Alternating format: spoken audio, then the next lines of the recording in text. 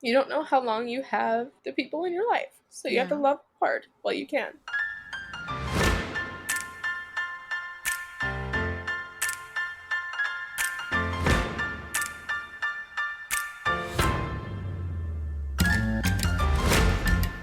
Hey, Michelle. Hey, Carling. I accidentally have video Yeah, on I don't like it. and we're in I've person. stared at myself for the last Can I hour.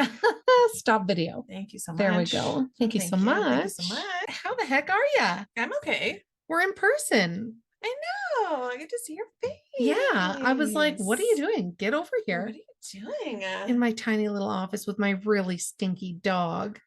Yeah, this might be my last time being here. Yeah. It's if we're at your house, the kids are screaming and loud. Yes. But here the dogs are quiet, but somebody's very gassy. It's a very small office. And you're trying to blame it on the dog. Listen, this is the benefit of dogs. If there's ever a stink, it's always a dog. Never you. Yeah. Yeah. How's it going? What's up? What's new? Whoa. I don't What's the scuttlebutt? No, I don't like that. I think I had a great week. I'm still loving my new job. I feel like you're in the new job, processing too much information, not sure what is happening, having to remember so much. And yeah, it's all encompassing.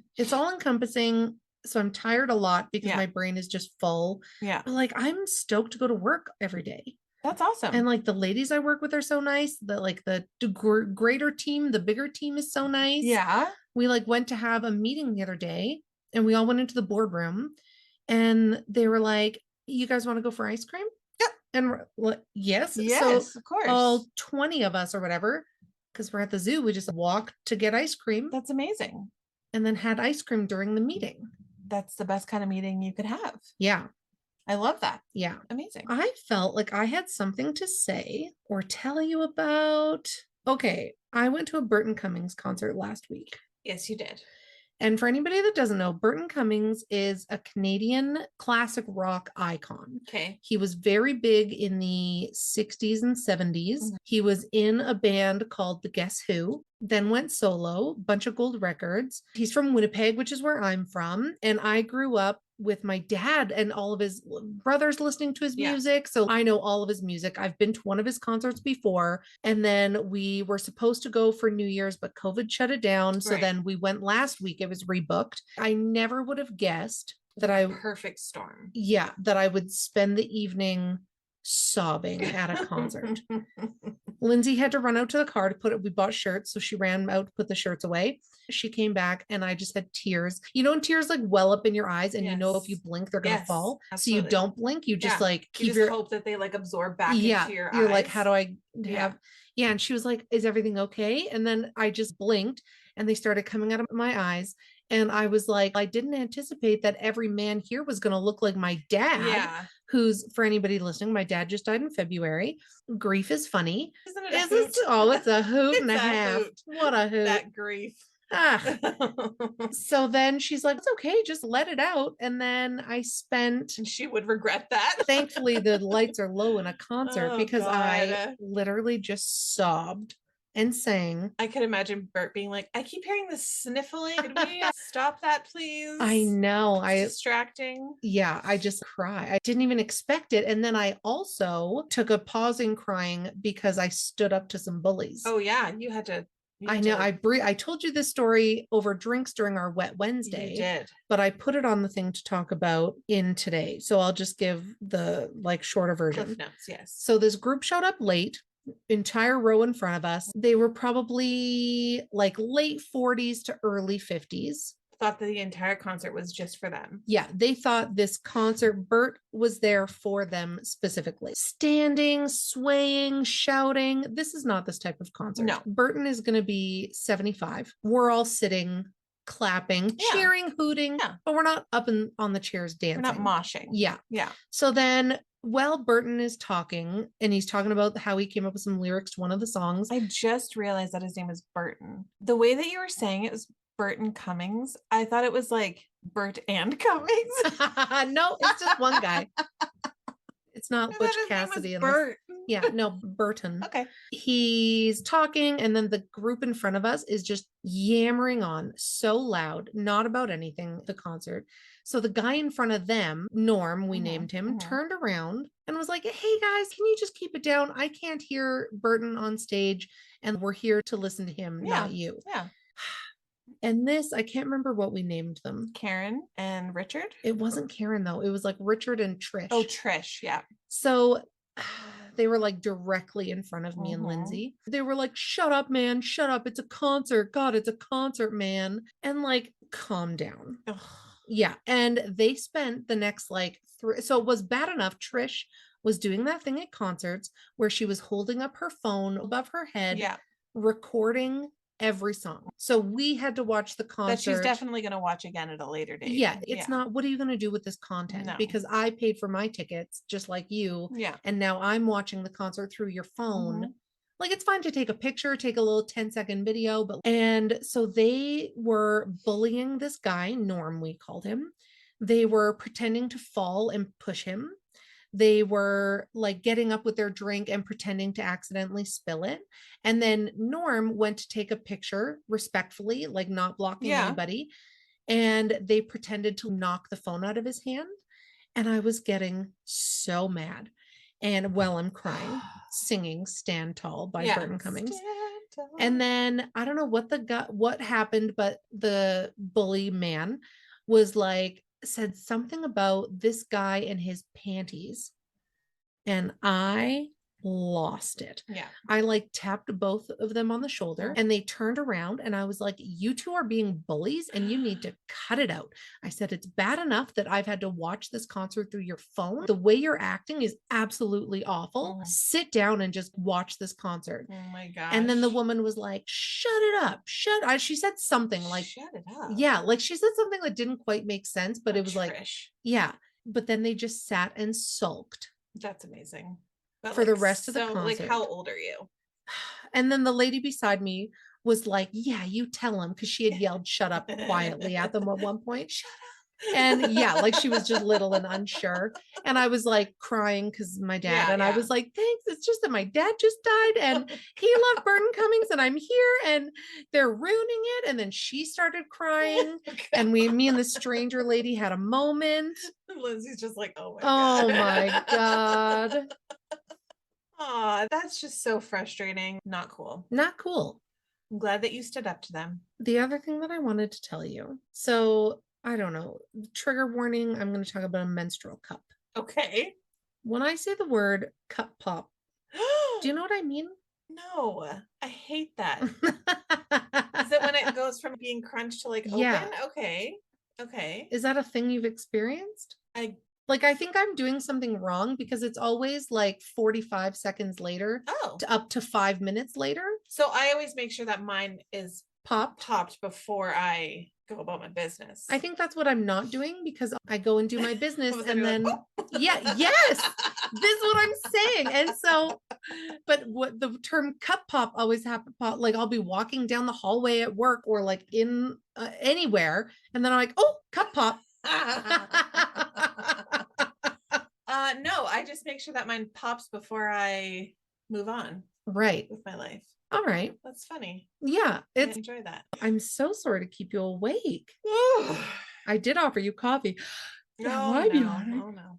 Tell me about you. Your kids start school in a week-ish. Yeah. Are you excited? I'm like not prepared. Yeah. Who is? I'm not going to know who their teacher is and where like anything until like the 29th, which is cutting it a little close. Yeah. But that's okay. We got to figure out, my oldest needs to take the city bus. So we have to figure that out, map the route. My only day off on Wednesday, I have 3 appointments. Ugh. So yeah, there's a lot going on and I'm very busy and it's going to be interesting. Yeah. We don't have any like indoor shoes yet. We haven't gotten any clothes yet. We don't really have anything going on. I remember that was such a big deal. Oh yeah. But like now as an adult, I'm like, what's the big deal? My kids have clothes. So like they don't need new clothes. Like they need indoor shoes. Sure. Yeah. but they don't really need a whole new outfit. And I think they get all their supplies from the school They now. do, yeah. Because they're changing school districts Yeah, or groups. Yeah. They do. So that's nice. I don't have to worry about that because back to school shopping is, I have done it with as you a 2 child, years in a row. I freaking loved it. Oh yeah. As an 5-star adult- notebooks. As an adult, like absolutely not. Yeah. Run me over with a car instead. I appreciate that. hate it. Hate it. You know what I don't hate? Our Patreon. Oh my God, that's what I was gonna say. We have a Patreon. We do.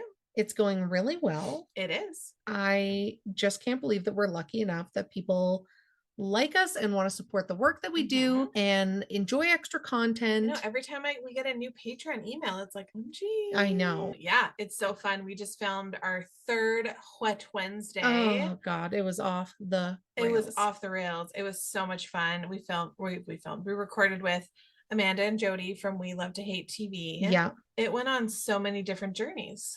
Yeah. So I'll back it up. So Patreon, for those that don't know, it's a monthly subscription and a great way to support the work that we do. And as a thank you for your subscription, which is as low as $5 a month, you get access to bonus materials. So we've got over 63 bonus episodes that you're never going to hear on the main feed over on our Patreon. And we do draws, giveaways. You get discounted merch at our top 2 tiers. And we just launched the newest tier, which includes 1 monthly video episode of Wet Wednesdays. Yeah. And we have a different guest every time, except for Lindsay. She seems to be a permanent guest because she just lives here and we're having a drink. And we have a drink and or 2 or 3 or as a bottle many of wine. Yeah, that's good. We had a whole bottle of wine this week. We just see where the conversation leads. We start with one topic. Yeah. And man, does it go. Do we know how to segue? Yeah. Yeah, no, it was a lot of fun. This week I had a sick child sleeping behind me during most of the recording, and then she did get up at one point to throw up. Yeah. But we what? Carried on. Keep going on. Keep trucking. That's what you got to do. It's what we do for our people, for our patrons. And our loved ones. Right. All right. What are you doing? You're just bouncing your boobs. My God. It is hot in here. The fan got turned. We had the fan blowing on us and now it's facing the wrong way. All right, let's get into it with today's episode. We're going to talk to Kayla. I know. Let's do it. Okay, bye.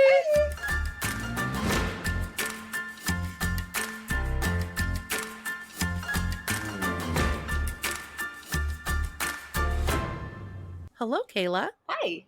How are you? I'm still here. Good. Yeah, it feels like that this weekend. It is so nice to meet you. Likewise, and thank you for inviting me. Absolutely. I love that we connected over the YYC Woman a Day. You saw our post and you started off your message with, here's how my 2022 has been so far. And it sounds like a lot. I saw your feature because I follow them since my feature a couple years ago. Oh. And it's really cool to meet women that way. I've met some really amazing women that I've actually worked with since, just from that page. So it's great for making connections. I love that. That's really cool. I did not know that you were also featured. That's amazing. You'd have to scroll back a fairly long way. Yeah, I've been following them for a while, so I might have seen it and just maybe didn't put the connection together. So you are local to Calgary, just like us. We love that. Why don't we have you introduce yourself? Tell us a little bit about who you are, and then we'll get into how your 2022 has been going. Yeah, as you said, my name's Kayla. I am married, have 3 children, boy, girl. They're fantastic. Obviously, the light of our lives. I work in mental health specifically and women empowerment, women's health. I teach women's health. I own a business that does so and affords women the opportunity to explore self-evolution. And other than that, not too exciting. It's all right. You're like an everyday person. I love that. Pretty much. And so you guys, did your 2022 start out with COVID? Was that the first? Yeah, similar to a lot of people. December, January started out with COVID. We didn't realize it for the longest time. We were sick. We were sick for about 15 days and didn't figure it out till about day 7 or 8 that it was actually COVID because we kept testing negative. Yeah. And then when we finally started to feel a little bit better, all of a sudden it was like, oh, crap. Oh, no. What were your symptoms? Everything. Like they were textbook. My husband and I probably had it the worst out of all 5 of us, but we even coughed up blood at one point in time. It was disgusting and horrible. God. So got it over and done with, or so we thought. Oh no. So yeah, that was December. So COVID finally went through our house, and then 2 weeks later, just when we were allowed out again in civilization past our quarantine period, both our girls, we went to visit my grandparents, and they both ate something, blueberries, believe it or not, one of the highest fruits that spread food poisoning. Oh my And both our girls God. got food poisoning that week. Our older one is a bit bigger, so she was able to metabolize it better. And then our baby, we ended up in the hospital that night. She started puking, and of course, it did blueberries. And I was over at someome's house where the carpets were white, the couch was Oh, white, of Oh, course. God. Yeah. everything was fine. I was like, oh no. Yeah. And there's purple blueberry puke everywhere. It was terrible. I'm like, I'm so sorry, but we should probably go home. And then she didn't stop puking. We ended up taking her to the hospital that night because she became lethargic. I couldn't wake her up. It was not a Oh. fun scene. She got a little bit of intervention there. Then we were like, okay, she'll feel better in the next few days, and that'll be it. And it wasn't. It was just, this was just like the start of a storm that Oh, has lasted no. all the way to August. And then she started having these really random episodes of pain. And at first, I thought it was maybe a behavior thing because it was unusual. But sometimes you hear of kids smacking their head on the floor because it's a stimulus. They're like, oh, that was interesting. And they feel something. They get some feedback from it. So it's, Yeah. sometimes you try that. And so I was like, okay, whatever. She's going through a phase. But then it didn't stop and it got worse and it would last longer. So one day I was in Costco, I think it was a Saturday, and she started bashing her head and screaming on the metal cart that I was Oh, driving. And it was no. Oh my God. horrific. We had people staring at us like, control your child. And I was like, she's sick and I Yeah. don't know what's going on. And at that point, my grandma was with me. And I was like, maybe I'm just going to try something. So I was like, you go that way, you go do the meat department, get what you need. I'm going to go to the pharmacy, check on my prescription, and we'll see how it goes. I kid you not, I could hear her screaming from the other end of Costco. And So your grandma took your daughter. so yeah, she took the Yeah. kids and went one way and I went the other. And it was like gut wrenching. I could hear her screaming. Oh. And she like had this bump on her forehead from where she had been bashing her head on the cart. And she'd already started to develop a big bump in the back of her head from when she was smashing it on the floor. And Oh, Oh. I mean, we went no. through everything. We were just like, is she having seizures? Does her temperature change? Do her eyes change? Does her blood pressure change? We were looking at everything. And 10 months old, they And can't tell you. They don't have the No. words to say what's happening. exactly. So I caught one of these episodes on video. She was in her little extra saucer, and you can see her just like throwing her head around and bashing it on anything she could. And she had a cute little headband on. She ripped it off and she was like holding her head and like crying in pain. And Oh I was like, no. this isn't normal. And so I finally got a video and I sent it to the pediatrician, and he's like, hey, come in and let's chat. Because he's like, you're right, this isn't normal. But it wasn't like I could guarantee when it was going to happen or for how long or if there was any triggers, because we were like, maybe it's weather related. She gets a headache. Wasn't that? Maybe she's sensitive to light. Wasn't that? Can we try and distract her? Wasn't that? And finally, when I was in the pediatrician's office, she had an episode when I was standing there and I almost dropped her because she would flail. And this is a 10-month-old baby. And she was just like throwing her body everywhere and hitting her head off my chest. And I actually started to get bruises from where she would smash her my chest with her head. And the poor kid, like, it was horrific. The pediatrician, he's like, I've been practicing for 38 years and I've never seen anything like it. And he's like, you do well to take her to Children's. Yeah. And we went back to Children's. This is the second time in a week that we've been there. They were really good. I'll give it to them. They were really good. We saw a doc who also does functional med, and she's like, okay, let's take a look. She ultrasounded every major organ in her body to make sure it wasn't like Miss C, which is a common complication of COVID in kids. Made sure it wasn't intussusception, which can happen. Made sure it wasn't a whole long list of things. And nothing came about it. Her blood work was normal. Like, she didn't have UTI, like things you would look for in kids that can't talk, right? Nothing. She's like, okay, I can't give you any advice because I don't know what it is. It could be GERD, and she's struggling a little bit with like pressure in her chest and her tummy. Here's a list of things you can try. So we started trying to sleep her on an angle at night, and we tried to, there was a whole bunch of things that we tried. Nothing How do you really. get a 10-month-old to sleep on an angle? Oh, you prop up their mattress with like blankets and stuff. Yeah, or you can get like a little Oh. crib wedge that fits underneath the mattress, and it's just a couple inches, like you hardly notice, but it seems to make a difference. I pictured, I don't know, trying to convince her to lay oh, on a... like, you sleep standing up. Yeah, from the non-parent over here. All right. That's okay.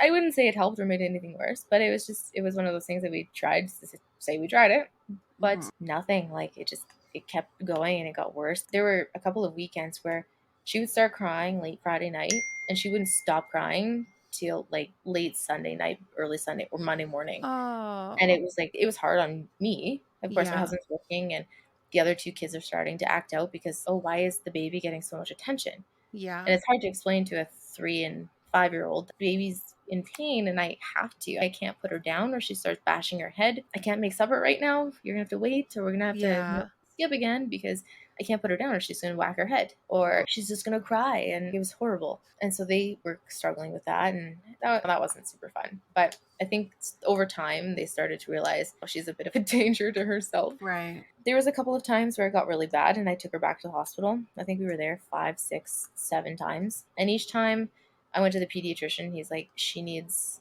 a head CT. And we knew that. And it was one of those things, though, they're exposed to a bit of radiation. So is it worth the risk? Is it not? And so we were it was our last ditch effort.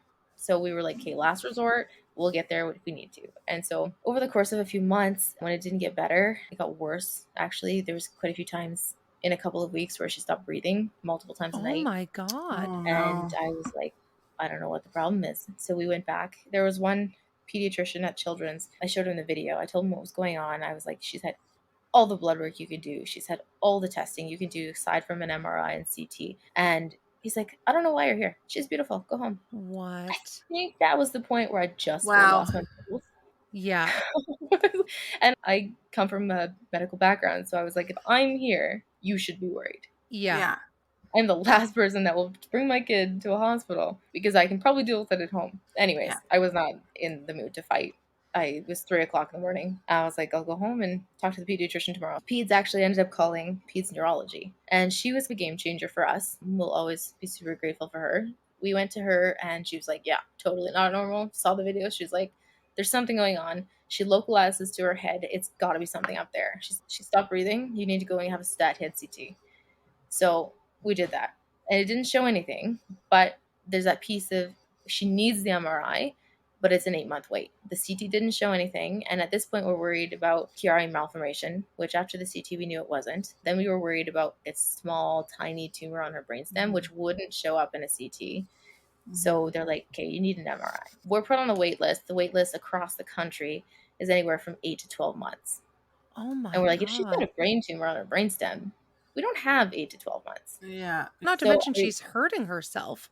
Absolutely. And it's taken a huge toll on our family. We went out for dinner one night and we all left in tears. Like I left a bucket of anxiety. I was like, I'm going home. I can't deal with this. I know what it's like to have a child who's crying so much and you're so sleep deprived and you think this is not a safe situation for either of us to be in right now. Exactly. But to have a child who's do anything. Yeah. And you should be loving and patient and everything, but it really messes with your mental health. Absolutely.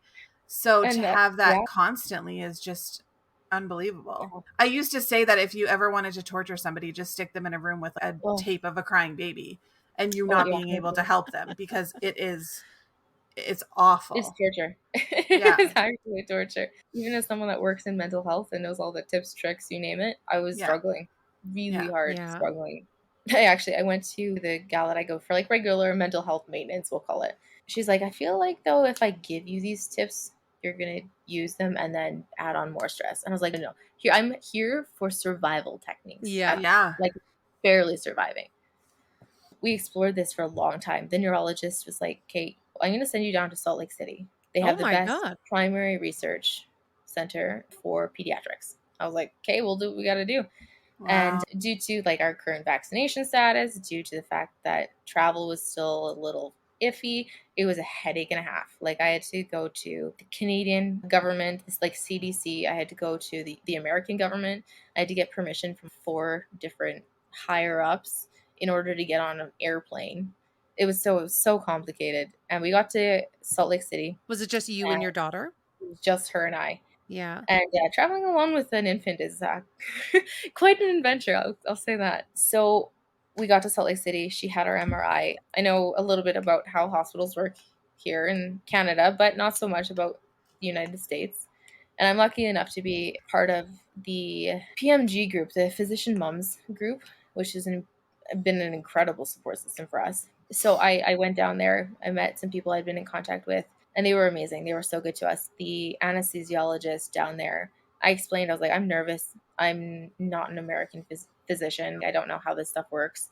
I'm not an American hospitalist, but I don't want you to take my baby away from me. And he's like, okay, I'll make you a deal. Because normally they just take the baby and you see them an hour and a half later. Yeah. But I was like, I'm not cool with that. He's like, okay, I'll make you a deal. I know your background. I know your history. I know what you do. You can come back with me and you can put her to sleep yourself. Aww. So yeah, I was like, get all choked up. I actually sedated her myself. And I think leaving her was the hardest thing I've ever done. Oh my God. Since December, it was just for me fighting for whatever's going on. Yeah. And it's me advocating for every single day at the hospital, every single appointment, every single doctor, every single nurse, every step. It was like I had to be there, present, on all the time. And it was just her and me. And we had this inseparable bond because she knew that I would take care of her. Yeah. And it was stressful, so I had to walk away. But of course, everything went well, and the report was actually positive. There was no tumor on her brainstem, which was a huge relief. So we were able to come home with good news, thankfully. And genetics finally got back to us because we did a chromosomal microarray to see if it was genetic. And so we opened a bit of a can of worms there because there's a potential that all three of our kids actually have this rare genetic deletion. Rare, I mean, as in they've seen it in one other family, and there's no evidence of what it does or doesn't do, or so it's to our knowledge, it doesn't do anything yet. Right. So we're waiting to hear from genetics to do some further exome testing and stuff like that with all of our kids, and then my husband and I to figure out whose genetics suck. It was horrible. Like during that time, imagine the size of an 11-month-old, and she was already small.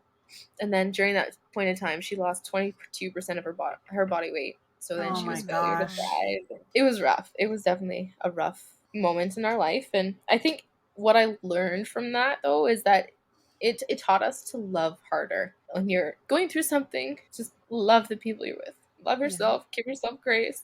Love harder. Yeah. Because a lot of the time, everything else is out of your control. But that's not. And so then February, as we're going through all of this with our own kids, our 6-month-old nephew was born, and he was born, I guess that would have put him in August. So February, he spent his 6 months on life support in PICU.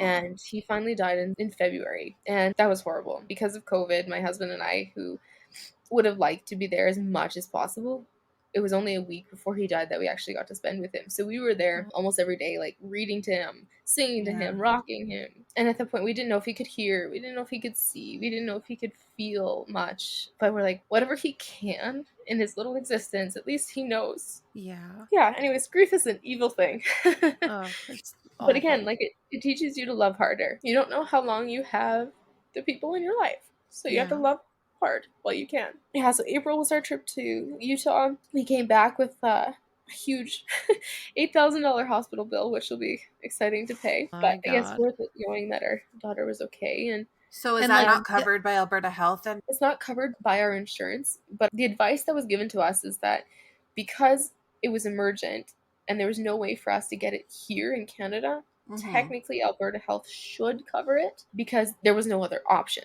Yeah. Right. So that is the hope. I have to deal with that this week. So wish us luck. Yeah. So then I think we're at April now. April, May. Landlord decides he wants to sell. We've been renting because Nick has moved around a bit for work and it didn't make sense to buy. So landlord decides he wants to sell and then proceeds to ghost us for a month. And then during May, my husband was actually diagnosed with an incurable lung disease, which was a bit of a shock to the system. I finally sent him to a walk-in since having COVID, he couldn't walk up a flight of stairs without feeling like he was 1 foot in the grave. He could hardly breathe. His heart was pounding out of his chest. It wasn't a pretty scene. He had a shower one day. I came out of the shower and could hardly breathe. Just the density of the humidity. And I was like, you need to go and sit that scene too. He's like, no, I'll be fine. I was like, get out. And was he otherwise healthy pre-COVID? Totally healthy 30-something-year-old. Yeah. totally healthy. He hasn't always been the kindest to his body. I'll give him that. Yeah. But really, like the doctor said, you're as healthy as they get. He went and had a CT that day. He spent 11 hours in Merge, and that night he was diagnosed with pulmonary sarcoidosis. And so they're like, Kate, as of today, you're not working anymore. For the next at least 8 weeks, you're on these horrible medications that will make you feel all sorts of ways, but hopefully it will kick the infection in your lungs and help get rid of what we can of the sarcoidosis. And the thing about this disease is that is what happens is almost completely luck of the draw. You could do really well and get better and never have an issue again. You could do well, get better, and occasionally have an issue. You could stay the same and just always have issues, great, small, whatever. Or you could never get better and actually get a lot worse. Wow. And I guess in most extreme cases, some people have double lung transplants. Wow. Or it goes to their heart or it goes to their brain. And I guess my understanding is that if it does end up in your heart, you have about 90 days to live, which is horrific. So we're like, don't go to your heart, don't go to your eyes, don't go to your brain. Just stay put and get better. And is the only thing to take this medication and then see how it's responded? That's about all they can do. So he's been on some ugly medications. Some of them are actually cancer drugs. While all this is happening, your daughter is still having episodes. Thankfully, those have stopped now. They started to slow down April, May. So we were starting to see less and less, thankfully, as this started to become a problem. So it was like graduating out of one thing and then escalating into another thing, which was, you know what? I got to hand it to us. So we did really well. Like, this was a pound of bricks in the face, but we just were like, okay, it is what it is. We can't do anything. But at least Nick, my husband, can speak. He can tell me what's wrong. He can explain to the doctors what he's feeling, what he needs. And so I think in that regard, it was slightly less torturous. Yeah. And he can advocate for himself. Although the process has been kind of ugly with all the tests and biopsies and whatever he's had to have. It's not been pretty, but I think it's been a little bit easier to manage just because it's him and he's tough, and if he needs something, he'll ask for it. Yeah. And is this because of COVID, or is this just like a fluke you know what thing it's hard to say the history of why someone gets sarcoidosis anywhere for any reason. There is none. It's not because you smoke. It's not necessarily because you got an infection. It's not any one particular thing. They say some people have it and never realize it, but sometimes there's that one thing that just sets it off. He's maybe always had it, and then COVID was like the last straw. Right. And his body's like, yeah, can't do it. And so sarcoidosis is where it's an autoimmune disease where your body essentially starts attacking itself. So his healthy cells in his lungs were starting to attack his healthy cells, and as well as the non-healthy cells. And it was a bit of a disaster. Hopefully he is getting better. He can actually do a flight of stairs now, which is impressive. Wow. And he's hopefully by fall he can stop the medication he's on, and then hopefully never have to go on them again. Yeah. And then will he be monitored regularly? Will he go for CTs regularly? Yeah, that'll just be a fact of life. And then if he gets an infection, he has to be very careful. He might have to go back on some medication if he does. It'll be a lifetime of trying things. It'll be a permanent experimentation, I think, which isn't great, but it is what it is. And we'll deal with it as we go. And will he go back to work? Hopefully. We'll know more around the 16th of August, whether or not he can start work again. So hopefully before winter, hopefully. Yeah. A lot of things are just hope right now. But again, I think the theme through all of this is you gotta love what you have. I love my husband to pieces. I don't know what we would do without him. He's the rock in our house. And he's been describing a situation. He's like, I felt since December like I had one foot in the grave. I was like, don't say that. Like, I need you. And I think our relationship has grown a bit because there's so much we've had to rely on each other for. He couldn't work, so I needed to start doing a little bit more, and there was a lot of give and take. As long as I was cooking meals, he would look after the kids. As if the diapers and everything were on the main floor, no problem. He could do it, and he was more than willing to do it. But as soon as he had to start climbing stairs or like mowing the lawn wasn't an option, we didn't want to aggravate his lungs. So there was a lot of give and take, but he's been amazing. So I think loving a little harder has been a good lesson for 2022. And although our landlord has made us love him a little less, I think the house actually goes for sale this week, maybe.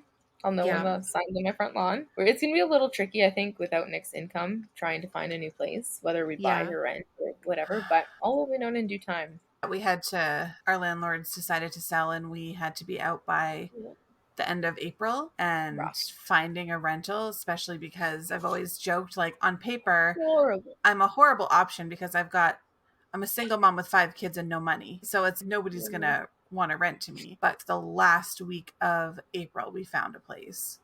Amazing. I'm so but glad. for a good chunk there, we didn't know where we were going to live. Yeah. It's a horrible feeling. You're like, I'm homeless. Yeah. I've never been good with the unknown. I've always been better if I know the plan. Right. And it's what happens when everything's going smoothly and then all of a sudden the bottom drops out and you have to figure out what's the next step and how are we going to get through this now that everything has changed. Yeah, exactly. Love a little harder. Everything gets a little bit easier. Yeah. A little more grace. It's funny, her middle name is Grace, and I was like, this is a very good time to remember. Just have some grace. Yeah. Grace. Yeah. So where are things at with your youngest daughter? Are you still doing testing? Are you waiting on anything? Or is it just sit back and wait and see? It's a bit of both. All of the episodes have stopped. Like I said, we opened a bit of a can of worms with this genetic thing. And so they will want to follow us for the indefinite time being and figure out what this genetic thing does. It'll be, I think, more of a lifetime ongoing situation. And I'm curious to what it'll look like. Just maybe when kids struggles in school a little bit, maybe that's why. Or one of them was a late walker by a fair bit, and maybe that's why. We might not ever have the answers, but it'll be interesting to keep it in the back of our mind that there's this option. Maybe if one of your kids is struggling, it's not their fault. It's genetic, and there's a way to help them, or there's resources out there, and it might be really simple, and we might not ever notice an impact, or we might. And at this point, we'll just cross those bridges when we come to them. Hopefully, too, with medical advancements, the way science works, you may get more and more information. And then by the time, if your kids choose to have kids, the information will be so much more clear. Yeah, our kids will be the guinea pigs for everybody else. Yeah. That is the hard thing, though, when you are advocating for your child and you are trying to convince medical professionals that there's something wrong. But if you don't find that answer, the what is wrong answer, then you're stuck in this holding pattern. I don't know how people do that. It was a fight. It was a bit of a fight. If anybody, like, I'm lucky I have an understanding of the body and medical system because of my education, but even to someone that does or doesn't have that, if something's not right, deal with it. Don't be shy, because worst case scenario, there's something wrong and you fix it. Or best case scenario, there's nothing wrong and the problem goes away. Or you find other ways to deal with it. And either way, like, there isn't necessarily a bad ending if you learn something and you can help the problem. But you have to advocate for yourself. And it's hard. It was hard for me. Yeah. And I know all the right words and verbiage and all that, but it was still a challenge. I'm not going to lie. You get into the face of a doctor who thinks they know everything, and you're like, no, you actually don't. You're human like me, and I'm mom. I know my kid better than anybody. Yeah. And so I'm worried. You should be too. Yeah. You should listen. And even as a health professional, I tell people, you're the parent. If you think something is wrong, look into it. No one knows your kid better than you do. Yeah. Did you ever worry that you would be suspected of abuse or neglect? I think it crossed my mind a time or two, but I was in a position where I took my kid to the doctor and I was like, please take her. I don't know what to do. She's broken. Yeah. I felt so helpless. Yeah. But anyways. And how do you look after you? So you now have a medically compromised husband who's your partner in crime. You've got like a medically fragile kid with nothing but question marks. And then you have 2 other kids that you're trying to keep alive and healthy. But like, where do you fit into that? And how do you make sure that you're okay? It's a really multifaceted question. I had a lot of help. And I wasn't afraid to ask for it. There was a few times where, I'm not gonna lie, I had a bit of a breakdown. I sat in the bathroom one night and I bawled my eyes out. And the kids were crying, and go to your room, close the door, and I need an adult timeout. Yeah. And I called the distress line and I was like, I need to talk. I was like, I'm not gonna hurt my kids, I'm not gonna hurt myself, but I'm hurting. Yeah. And a lot of people were really great. And they're like, you know what? Your situation is understandably hard. And I know that there's nothing you're going to be able to do in the interim to make it any better. There's nothing that you can control right now. But focus on the things that you can control. So there was a lot of times where instead of cooking, I ordered skip. And I was like, I can't. I don't have the energy. I don't have the patience. I don't have the time to cook. I don't have the hands free. So yeah, we're gonna order $50 worth of food because in this moment, our sanity is more important than $50. Yeah. And someone told me that once. They're like, in 20 years from now, when you look back, will you be glad that you cooked that meal, or will you be glad that you had extra time with your kids? And we had to function. So there were places where I dropped the ball, but I tried to make sure that when I did feel like I was dropping the ball, I forgave myself for it and remembered that there were more important things to worry about. And I think if anybody else was going through a tough situation, I tell them the same thing. Like, focus on what you can control, and when it's not necessary, leave it alone. Find something easier. If you can't cook dinner tonight, so what? Yeah. So what? And I did go to my doctor, and I was like, I need some Ativan. I was like, I don't need much, but I need to be able to focus sometimes. I need to be able to control the way I feel, and I will be careful. Obviously, there's always a risk with benzodiazepines, but he gave me 20 to start, and I since I think the beginning of February, I still have 9 left. So I've been very conservative and very well managed in terms of control and how much I take, and so I've been very careful. I think everybody has to feel that they feel like they have to be the strongest, they have to be the bravest, they can't drop the ball, like they have to be 100% all the time, and that's not true. It really isn't. You go into situations thinking that, you're not doing yourself any favors. You're going to come out weaker, not stronger. You're going to come out more sad, not happy that you managed to make it. That phrase, it's okay to not be okay, and that's 100% true. And I think the more people that understand that, the healthier the society will be as a whole. Yeah, I agree. Wow. Kayla, we're not even done 2022 and you've lived a whole lot of time. It's like 10 years of our life. Yeah. my goal was in the last little while, tomorrow's my birthday, August 8th, and I was from here on, it has to be good. No more bad stuff. August 8th is the start of a better rest of the year. And we're not going backwards. No. What are you going to do for your birthday to celebrate? There's a little secret that I can't quite divulge. Maybe on my Instagram in a few days, but it's not quite official yet. But I have a photo shoot for it tomorrow, so that I'm facing my fears and getting in front of the camera tomorrow instead of behind it. Amazing. And so that news comes out next week, and then dinner and axe throwing with a bunch of girlfriends. Nice. So we got some anger to get rid of. We're going to the axe throwing. I think it's called Battle. Yeah. Anyways, so that's really cool. I'm actually really excited. It's something I've always wanted to try. So. Yeah. Oh, that's amazing. That's a good way to spend a birthday. Oh, yeah. I think for sure. Yeah. We'll have to make sure we keep an eye on your Instagram so we can find out what this exciting stuff is. Yeah. Very exciting. Awesome. Yeah. Thank you so much for being so candid and sharing your story. That's a lot. That's more than one person should have to deal with in such a short time. Yeah, for sure. I agree. And I think we are just very lucky that we have the people in our community and life that support us and love us as much as they do. And we're actually more blessed this year than ever. Yeah, that's good. Yeah. That's good. Thank you for inviting me to share my story. That means a lot too. Absolutely. Yeah, no, of course. We'll let you get on with your day. Have a good dinner with your family, and happy birthday. Happy birthday. Thank you. It was really nice to meet you both. You too. We'll have to talk again soon and do a catch up. Looking forward to it.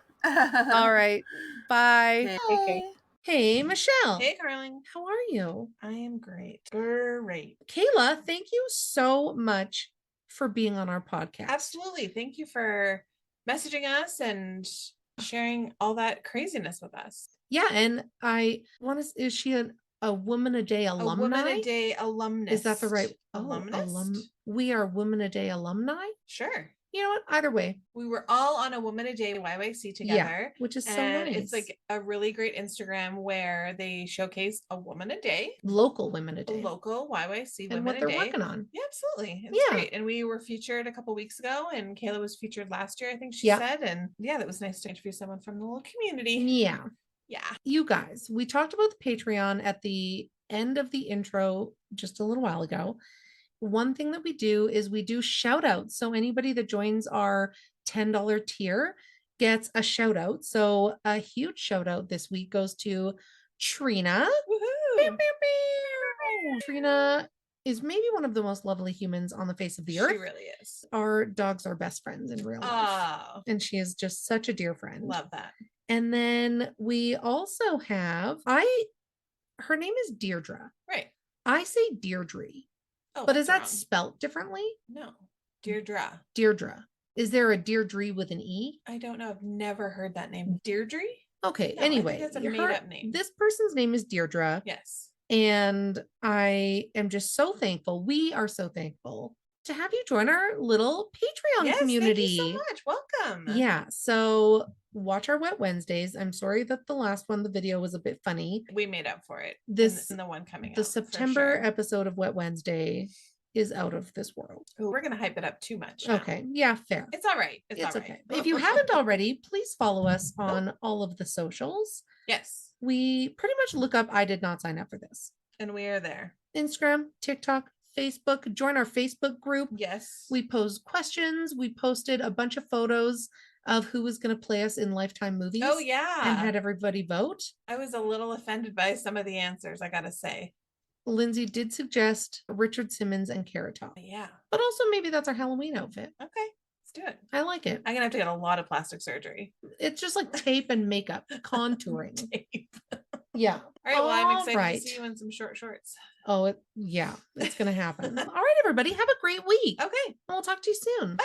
Bye.